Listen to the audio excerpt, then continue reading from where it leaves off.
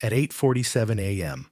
on April 21st, 1945, Second Lieutenant Daniel Inouye crouched behind a low stone wall on the southern slope of San Terenzo Ridge, watching three German machine gun positions kill his platoon.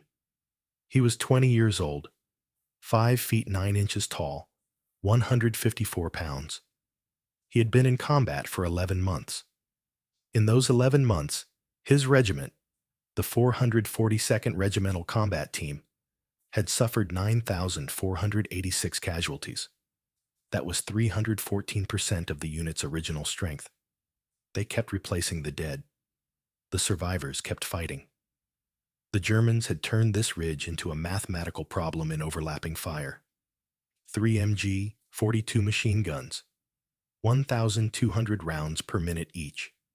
Interlocking fields of fire. Every approach covered, every angle calculated. The 442nd had been trying to take this ridge for 6 hours. They had advanced 200 yards. The cost had been 73 men killed or wounded out of 235. The ratio was unsustainable.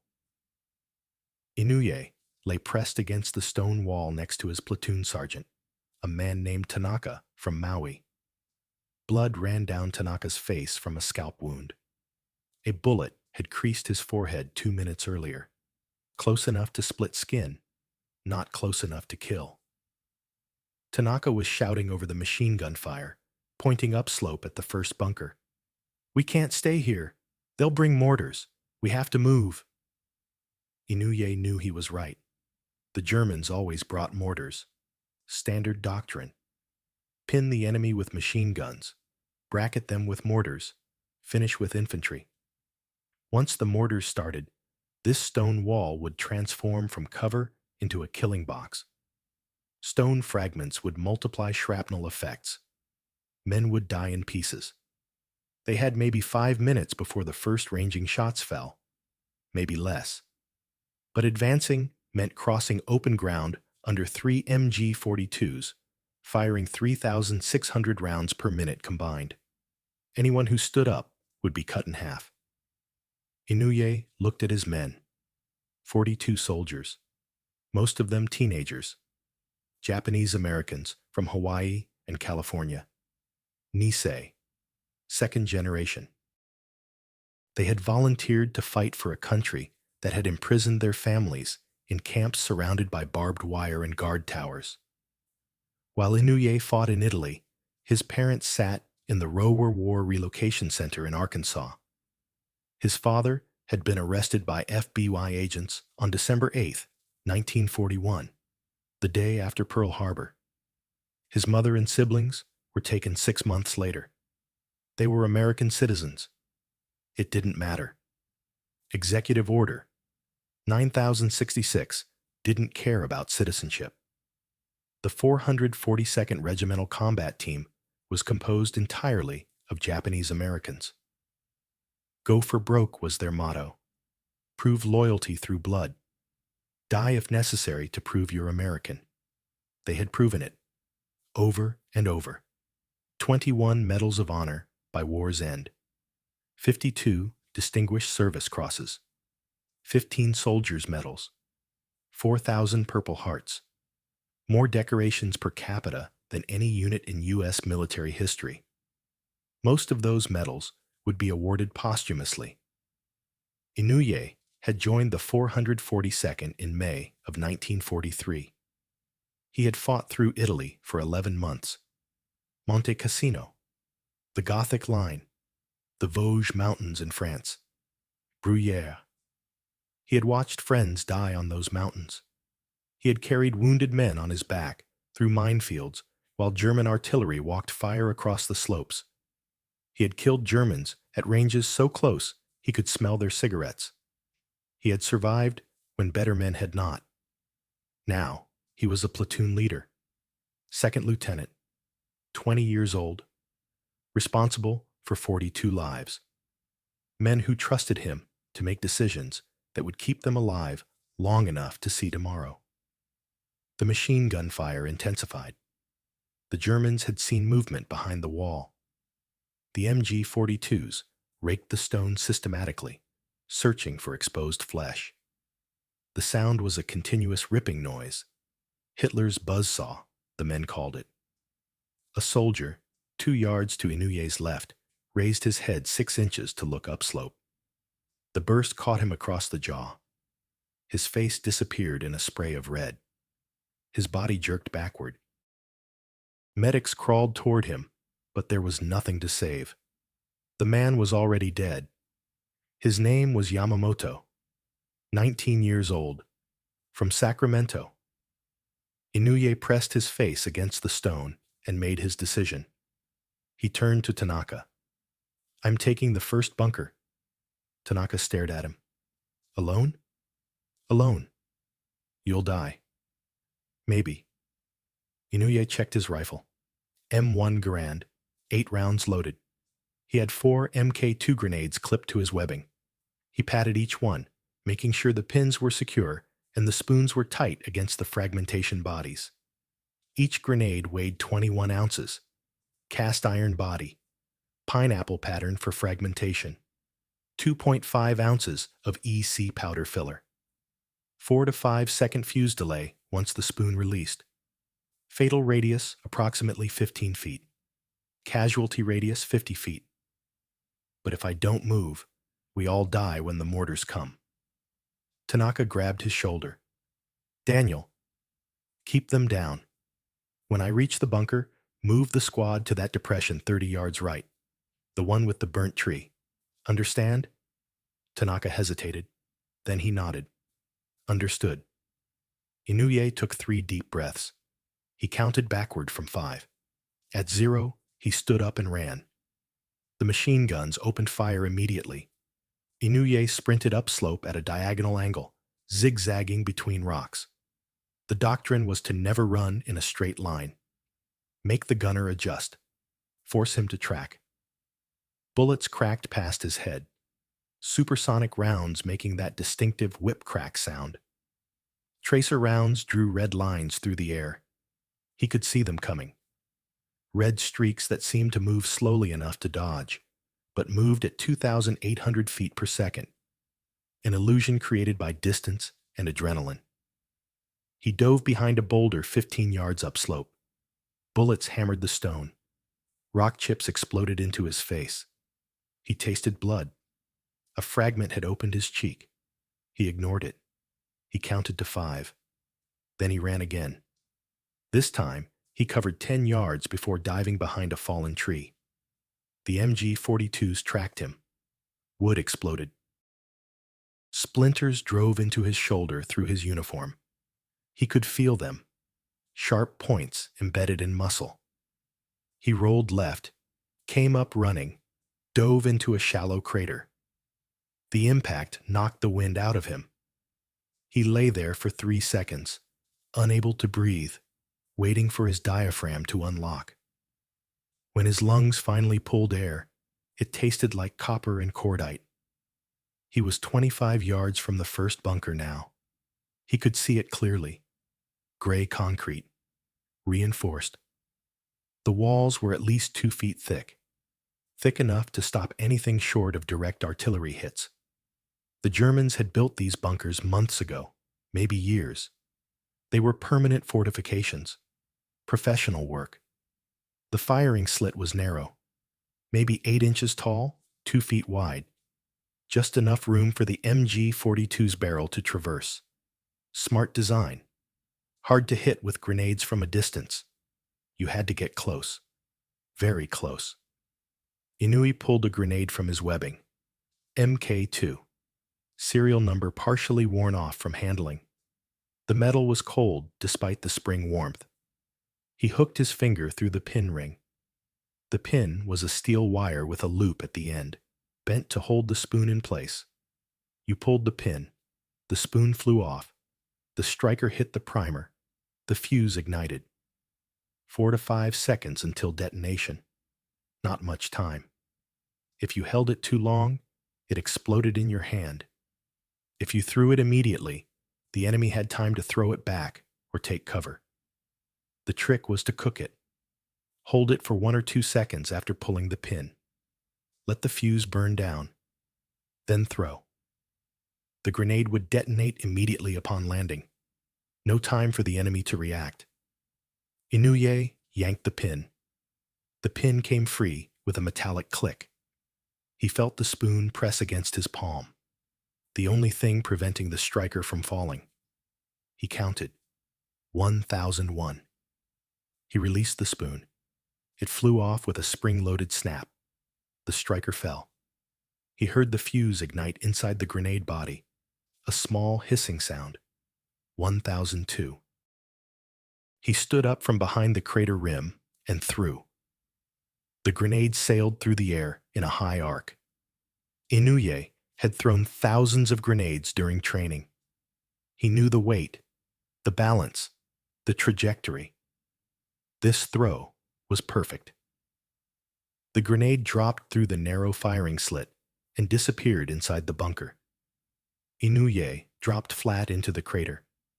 The explosion was muffled, contained by thick concrete walls. Smoke poured from the firing slit. The machine gun stopped firing. Inouye heard screaming inside. German voices, high-pitched, pain and panic. He didn't wait. He stood up and ran the last 25 yards at full sprint. He reached the bunker wall and pressed his back against it, breathing hard. His heart hammered. Adrenaline made his hands shake. He could hear movement inside. Someone was still alive, maybe wounded, maybe still combat effective. He moved to the entrance. The door was steel, slightly ajar. Hinges on the inside. Smart design. Harder to blow the door inward with explosives. He kicked it open and went in fast, rifle raised. 3 Germans inside. The first was dead, torn apart by shrapnel. His torso was opened from groin to throat. Intestines spilled across the concrete floor.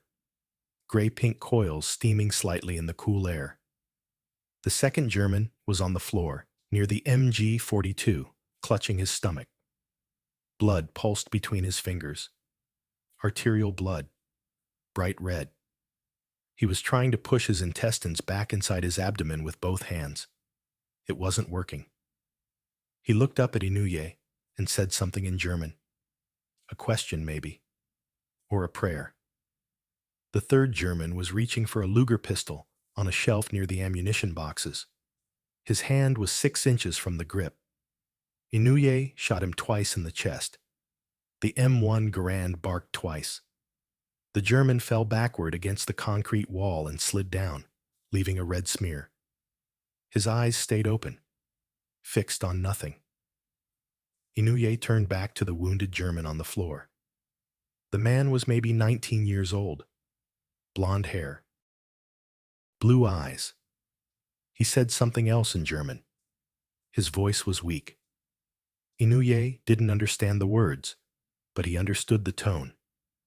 The man was asking for help, or asking Inouye to finish it. Inouye watched him for 3 seconds. Then the German coughed blood and stopped breathing.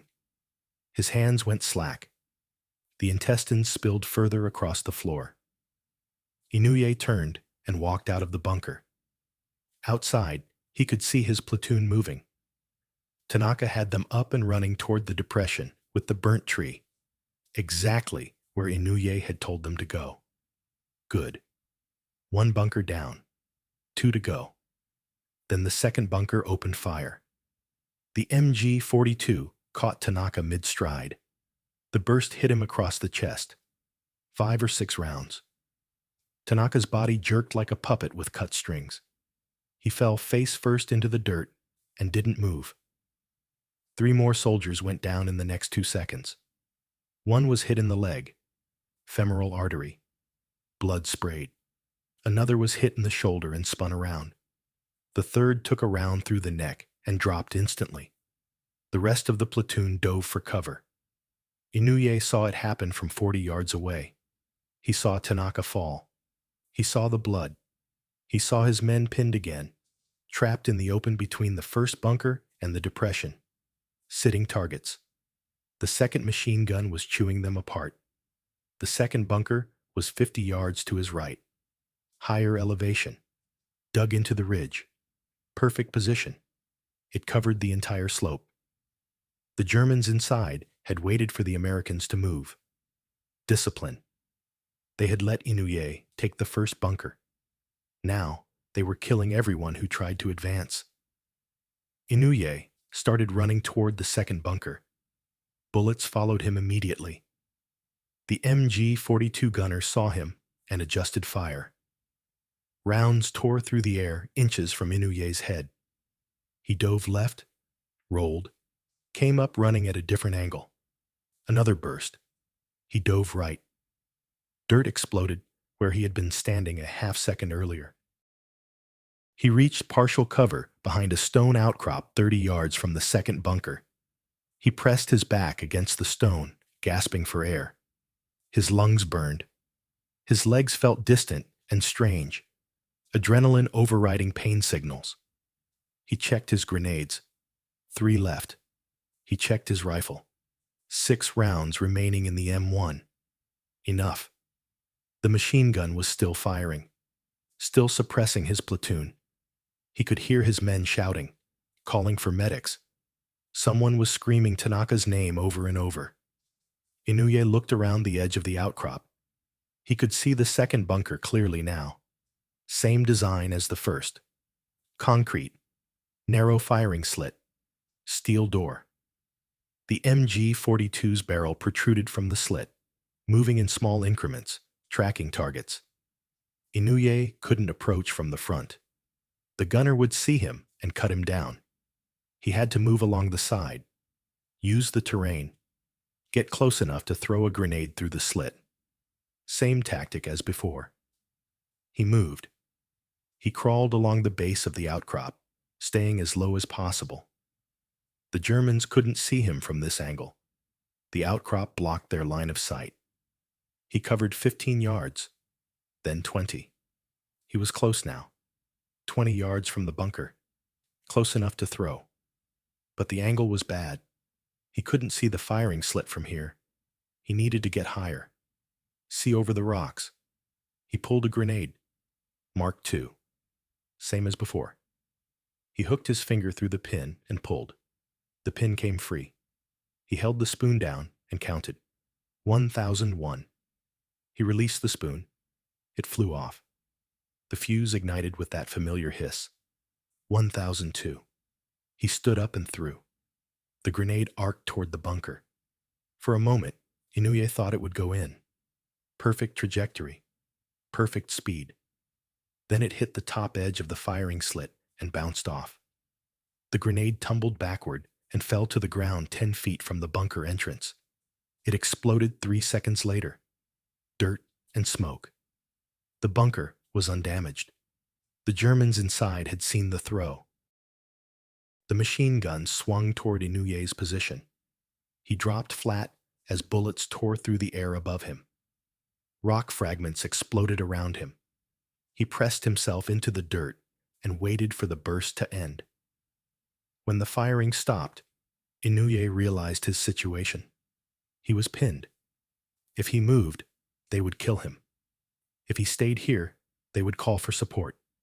More Germans, more machine guns, mortars, maybe even armor. He looked back downslope.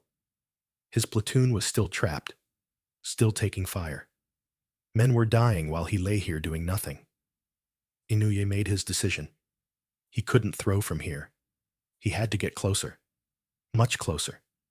Close enough that missing was impossible. He started crawling toward the bunker. The machine gun was firing in bursts, tracking other targets. Inouye moved during the gaps between bursts. 5 yards, then 10. His elbows and knees scraped against rocks. Blood soaked through his uniform from a dozen small cuts. He didn't notice. His entire focus was on the bunker, on closing the distance, on not dying before he reached throwing range. At 10 yards from the bunker, the machine gun stopped firing. Silence. Inouye froze. He could hear voices inside the bunker. German. They were reloading. Changing the barrel, maybe. The MG-42 overheated quickly during sustained fire. Standard procedure was to swap barrels every few hundred rounds. Inouye didn't wait for them to finish. He stood up and ran straight at the bunker. 5 yards. 4. 3. He pulled a grenade mid-sprint, yanked the pin, released the spoon. Didn't count. Just threw it at point-blank range through the firing slit. The grenade went in. Inouye dove to the side. The explosion came a half-second later. Massive. The blast wave hit him like a physical force and knocked him backward. He fell hard, rolled, came up on his knees. His ears rang. High-pitched whine that drowned out everything else. He shook his head, trying to clear it. Smoke poured from the bunker's firing slit. The machine gun was silent. 2 bunkers down. 1 to go. Then Inouye felt the pain. He looked down at his stomach. His uniform was soaked with blood. Dark red. Almost black. He hadn't been hit by rocks earlier during the run-up slope. He had been shot. A bullet had entered just above his left hip. The entry wound was small, maybe half an inch. He reached around to his back and felt for the exit wound. It was there, larger, ragged. The bullet had tumbled as it passed through his body. Probably hit bone, maybe his pelvis, maybe his spine. He couldn't tell. The pain was enormous, but diffuse. Everything hurt. He couldn't isolate the specific damage. Blood poured out of the exit wound. He could feel it, warm and wet, soaking through his pants, running down his leg. He pressed his hand against the wound. The bleeding didn't stop. It pulsed with his heartbeat. Arterial damage, maybe, or just a lot of torn tissue. He couldn't tell. He tried to stand up. His legs almost gave out. The world tilted sideways for a moment. He steadied himself against the bunker wall and waited for his vision to clear. When it did, he saw movement downslope. Someone running toward him. A medic. A kid named Yamamoto, 18 years old, from Los Angeles. He reached Inouye and grabbed his arm. "Lieutenant, you're hit. Sit down." "I'm fine." "You're not fine. You need—" Inouye pushed him away. "Get back to the platoon." "Sir, you're bleeding." Inouye pulled his sidearm. A .45 M1911. A1 pistol. Standard officer issue. He pointed it at Yamamoto. His hand was shaking. Blood dripped from his fingers onto the pistol grip. "Get back to the platoon. Now." Yamamoto stared at him. His eyes were wide, not scared, shocked. He opened his mouth to argue, then closed it. He pulled a field dressing from his pack and shoved it at Inouye. "At least use this." Inouye took the dressing. Yamamoto turned and ran back downslope. Inouye pressed the dressing against the exit wound on his back.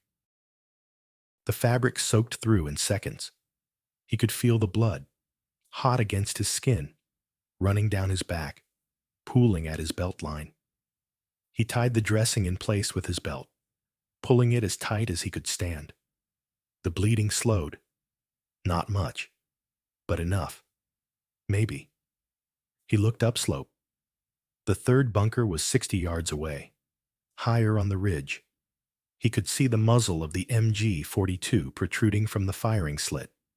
It was firing in controlled bursts, sweeping the slope, keeping his platoon pinned. As long as that gun was operational, his men couldn't advance. They would stay trapped. Eventually, the Germans would bring reinforcements. Mortars. Infantry. His platoon would be wiped out.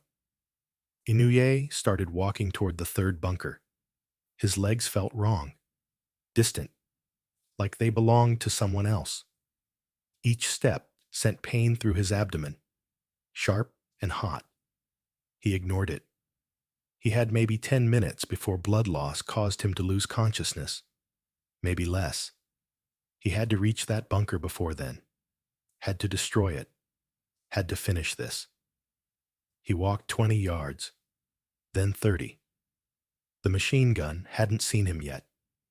He was approaching from the side, using rocks and terrain for concealment. At 40 yards, the gun swung toward him. Inouye dove behind a boulder. Bullets hammered the stone. He pressed his back against it and waited for the burst to end. When it did, he looked at his remaining equipment. One grenade left. One Mark II. His last one. He also had 6 rounds in his M1 Garand. That was it. No more ammunition. No more grenades. If this throw missed, he was done. He pulled the last grenade from his webbing. The metal was warm now. Body heat. He looked at it for a moment. 21 ounces of cast iron and explosive. Such a small thing. But it could kill a man. Could kill several men if they were close together. Could destroy a machine gun position if thrown correctly. Inouye hooked his finger through the pin. He yanked it. The pin came free. He held the spoon down against the grenade body. His hand was slippery with blood. The grenade almost slipped from his grip. He tightened his fingers. The spoon pressed into his palm. He could feel the tension of the spring underneath. Ready to release. Ready to ignite the fuse. He counted. 1001. He released the spoon. It flew off and hit the ground near his boot. The striker fell inside the grenade. The fuse ignited. 1002. Inouye stood up and stepped out from behind the boulder. At that exact moment, 8:47 a.m., a German soldier 50 yards away fired a rifle grenade. The Schießbecker rifle grenade was a German anti-personnel weapon. It consisted of a modified stick grenade fitted to a launcher cup attached to a Kar 98K rifle. The grenade was propelled by a blank cartridge. Effective range approximately 80 yards. The warhead contained 6 ounces of TNT. Blast radius 15 feet. The rifle grenade hit Daniel Inouye's right arm just above the elbow. The explosion was small, contained. A sharp crack followed by smoke. Inouye felt the impact as a massive blow that spun him halfway around. He looked down at his right arm. It was gone. Not gone. Still there, but destroyed. Hanging by a strip of skin and muscle tissue near his shoulder. The bone was shattered. Completely. White fragments of humerus protruded through torn flesh. The brachial artery was severed. Blood sprayed from the stump in pulsing jets. Each pulse corresponded with his heartbeat. Each pulse emptied more blood from his body. He would bleed out in less than 2 minutes. Probably less than 1. His hand was still attached at the end of the ruined arm, intact, fingers slightly curled, pale. The nerves were dead, the muscles were dead, but the hand was structurally complete. In that dead hand was his grenade, the Mk2 grenade, pin out, spoon released, fuse burning. Inouye stared at it. His brain processed the situation in fragments. Grenade armed. Fuse time, 4 to 5 seconds after spoon release. Spoon released approximately 2 seconds ago. Grenade now has 2 to 3 seconds until detonation. Grenade in right hand. Right hand attached to severed arm. Arm not responding to motor commands. Hand clenched in cadaveric spasm. Fingers will not release. 2 seconds. He could drop. Fall backward. The grenade would explode. It would kill him instantly. Probably better than bleeding out. Faster. Less pain. No time to think about dying. Just a flash, and then nothing. 1 second. Or he could try.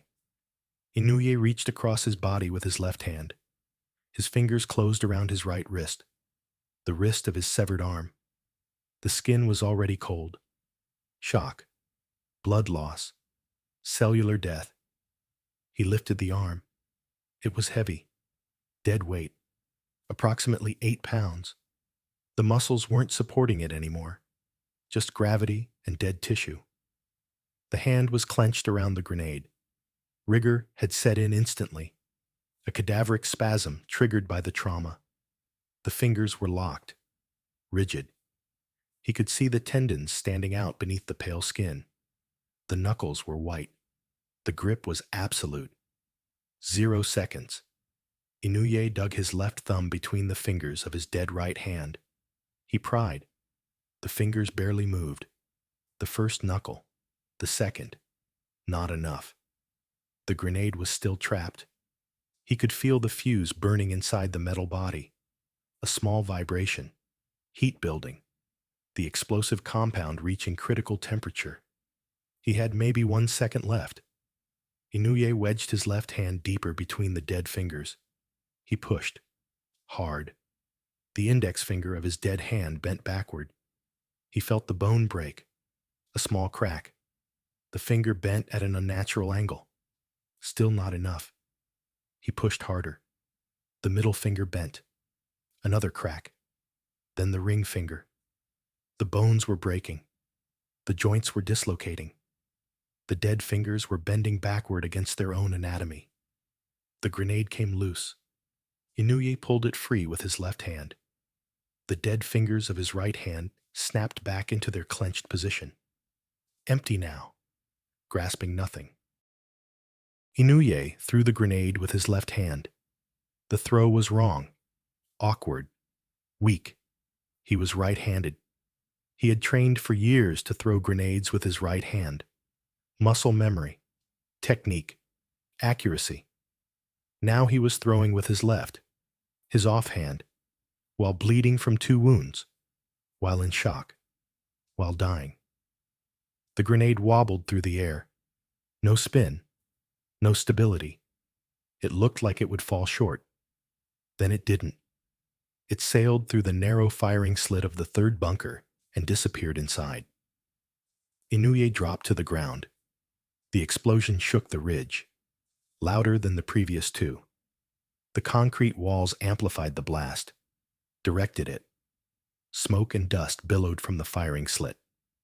The machine gun stopped firing immediately. Inouye heard screaming from inside the bunker, high-pitched, sustained. Then it stopped.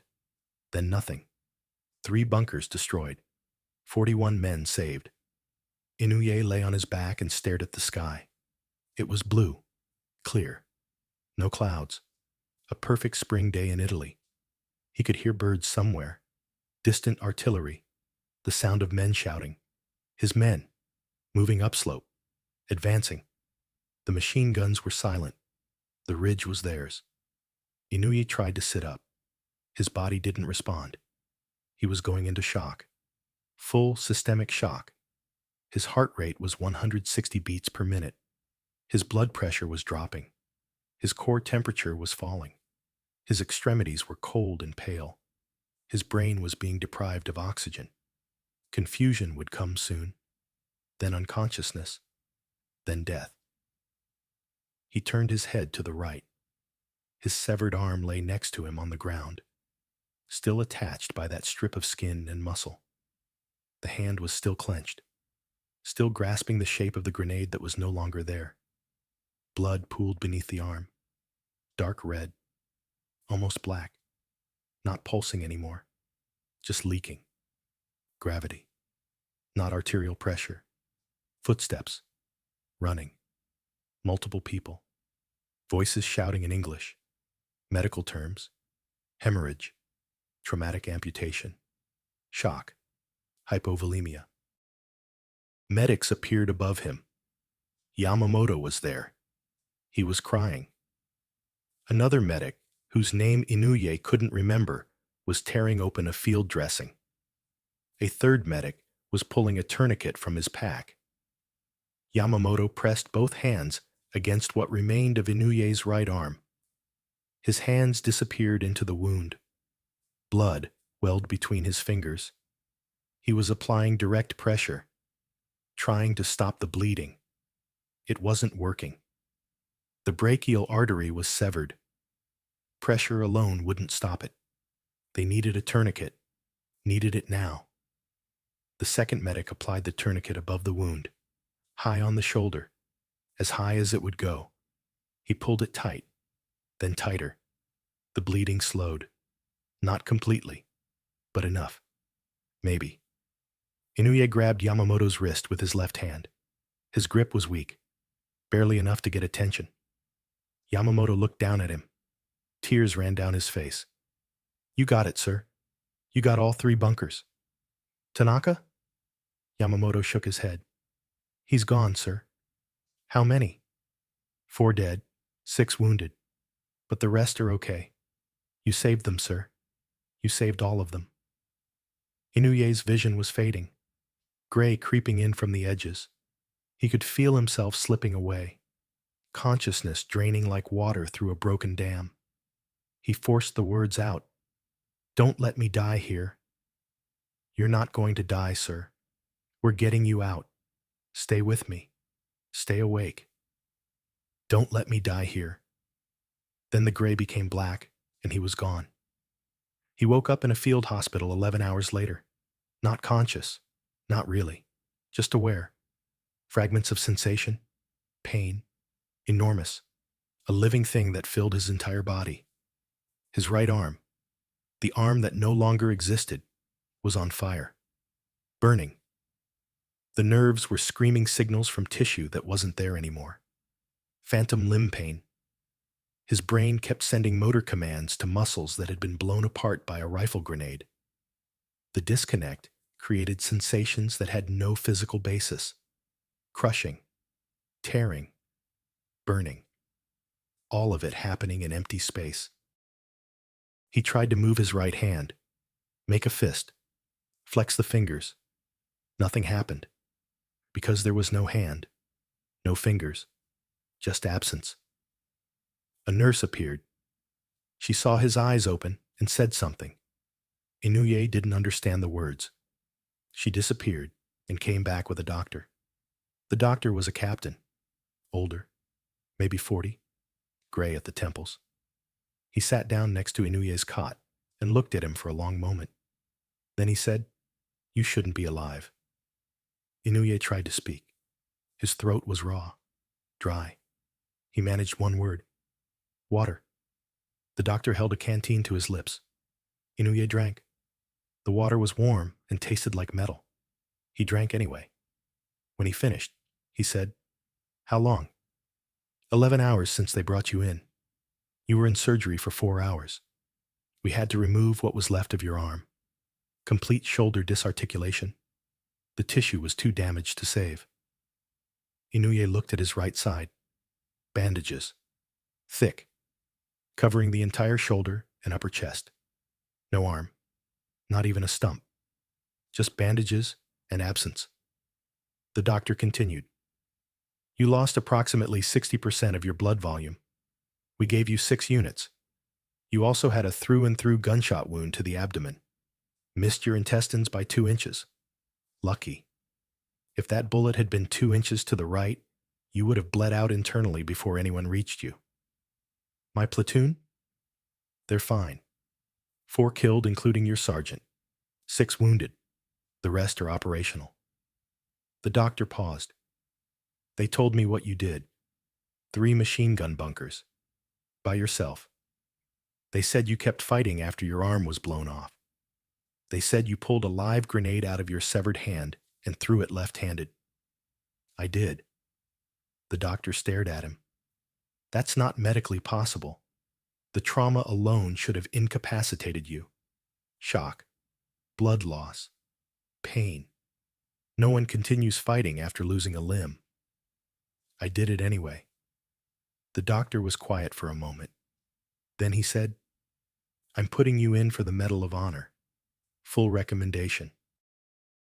Your CO will submit the formal paperwork, but I'm starting it. What you did. He stopped, shook his head. I've been a combat surgeon for 3 years. I've seen men do impossible things, but nothing like this. Inouye closed his eyes. The pain was building again, coming in waves. The morphine was wearing off. When can I go back to my unit? Never. You're going home. I want to go back. Lieutenant, the doctor's voice was firm. The war in Europe is almost over. Germany will surrender in 3 weeks, maybe less. You've done enough, more than enough. Go home. Inouye didn't respond. What was there to say? The doctor was right. His war was over. He was 20 years old, and he would never have two arms again, never fire a rifle again, never throw a grenade again. He was finished. The doctor stood up. Rest. I'll check on you in a few hours. We'll be moving you to a hospital ship in 2 days. From there, back to the States. He walked away. Inouye lay there staring at the canvas ceiling of the tent. Around him, he could hear other wounded men, moaning, crying, praying, screaming, the sounds of a field hospital, the sounds of men whose bodies had been broken by war. Inouye thought about his parents, still locked in that camp in Arkansas. He had been fighting for 11 months to prove he was American, to prove his loyalty. And now he was going home with one arm and a piece of metal around his neck. Would that be enough? Would America finally believe him? He thought about Tanaka, dead at 24. A good sergeant, a good man, from Maui, had a wife and a daughter back home. Now they would get a telegram, a flag, a medal, empty consolation. He thought about the grenade, clamped in his dead fingers, fuse burning. 3 seconds to make a choice, drop and die, or try and maybe live. He had chosen to try. He would live with that choice for the rest of his life. The morphine pulled him under again. He went willingly. Sleep was better than pain. Even sleep filled with nightmares was better than being awake in a body that hurt everywhere and would never be whole again. The war in Europe ended 18 days later, May 8th, 1945. Germany surrendered unconditionally.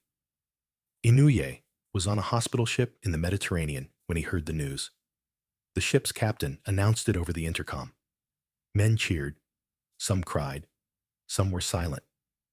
Inouye sat on his bunk and stared at the wall. One war down. One to go.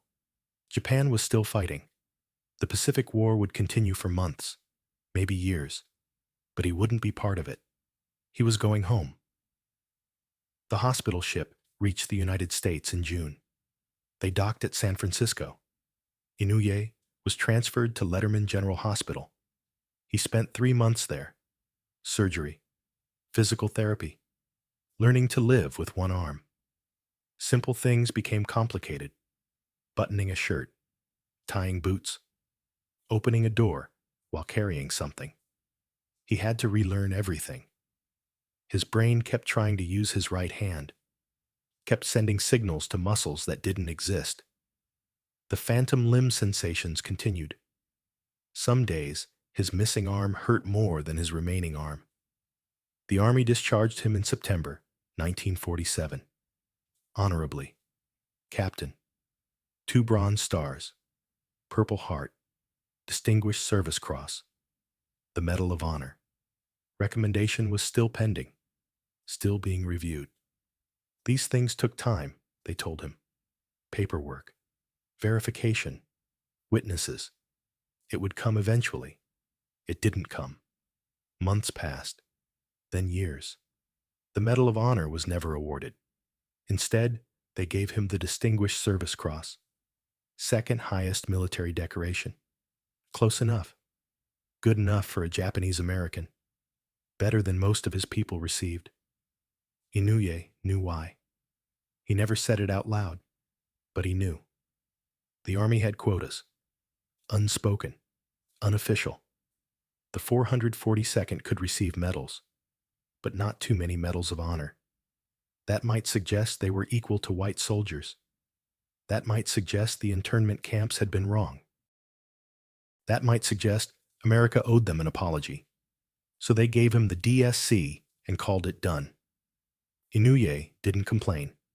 He went to college, University of Hawaii, earned a law degree, entered politics. He ran for Congress. He won. In 1959, Hawaii became a state. Inouye became one of its first two representatives. In 1962, he was elected to the Senate. He served for 49 years, almost half a century. He became president pro tempore of the Senate, third in line for the presidency, one of the most powerful men in American government. And in the year 2000, 55 years after that ridge in Italy, President Bill Clinton called him to the White House. 20 Japanese-American soldiers from World War II were finally having their Distinguished Service Crosses upgraded to Medals of Honor. A review had been conducted, records examined, testimony taken. The conclusion was clear. These men had been denied the Medal of Honor because of their race. That was unacceptable.